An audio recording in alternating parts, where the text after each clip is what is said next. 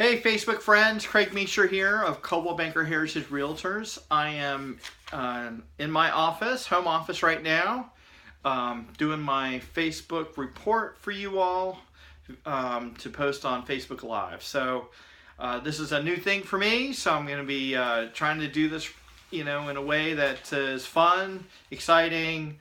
So if if little things happen, like my dogs start to bark or phone rings or something like that, you'll know it's live, okay? All right, so let's get into it. Right now we are in just starting the third month of 2017, March, and so we're kind of almost finished with first quarter, quite honestly. Usually the first part of the year is kind of slow in the Dayton market. Things pick up pretty much after March, roll really fast, steam up, really hot till about August. We kind of have a lull, and then in the fall we kind of have a spurt again, and then we're back to December. So right now the pace of things is not too worrisome. It is a bit slow, but because of our lack of inventory, aka lack of the number of homes on the market in the Dayton area, we are having a bit of a sales spurt because there's still some buyers out there wanting to buy homes. So we're still working things. I'm presently taking advantage of a couple of pendings that I have momentarily, and so hoping that they will go to closing, and that'll be great for everybody in the Mesure household. But in looking at the research, this time last year, we had about the same activity as we do this year. So the one thing that I want to share with you is what absorption rate means in real estate. Right now, presently, we have a 2-month absorption rate. And what that means is if every home was sold today that's presently on the market, it would take 2 months for them all to sell. And then we wouldn't have any more homes at all. So that's not a lot of homes in that amount of time. What is considered a balanced market would be about a 6-month absorption rate. If it's longer than that, 7 or 8 or 9 months, it means it's a very slow market. Shorter, 2 months, 3 months, we have a faster market.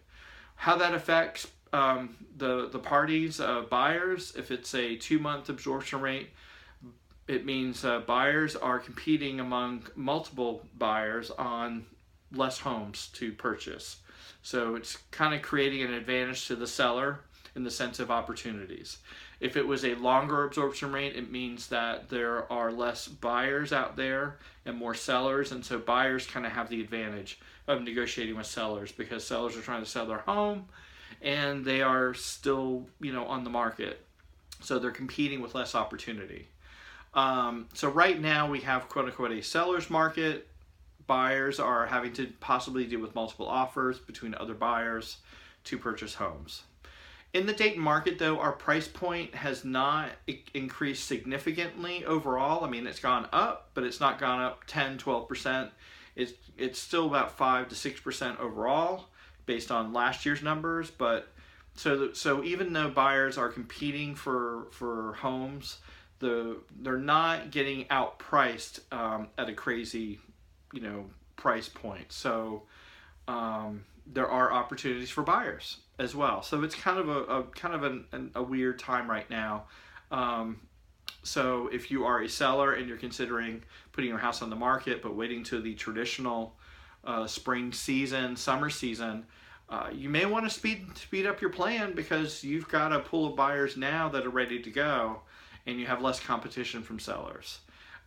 Same with buyers. Buyers, you may not have enough homes to be able to consider of your liking. So if you want to be a homeowner this year, you may not want to wait for the traditional season because there may not be a lot of homes to choose from.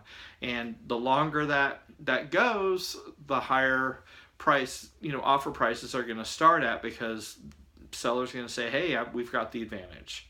So it's kind of a time that both parties, if they want to make a move, sooner is better than later. So that's kind of a summary there. Anybody ever, if you want a little more detail on absorption rate, please get in touch with me directly. I'd be more than happy to discuss it, in more detail. Try not to be a real estate nerd here and get too statistical in this Facebook report. Number two, I wanted to share a little new situation that I came across, and just wanted to let the public know about it. And I was given a listing opportunity to meet with a couple and to discuss their home situation. It was a multiple listing opportunity, aka I would be competing with other agents for the opportunity to list their home, which is not a problem. It's pretty much the norm now, so that's fine.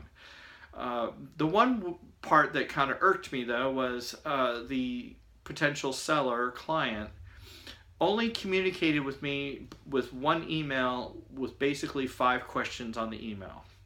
And the questions that were asked were questions that I would answer in person after presenting, my marketing plan and talking about myself and discussing the house while there, because 9 times out of 10, you need to see the house in person to see what improvements, repairs that are needed, things like that, to be able to give a good analysis to a potential seller.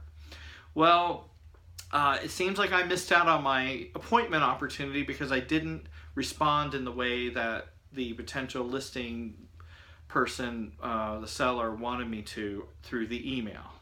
And so I wanted to pass on that if you are going to interview realtors for listing your home, give them an opportunity to meet with you so that you can find out more about them in person, find out what they can do in person.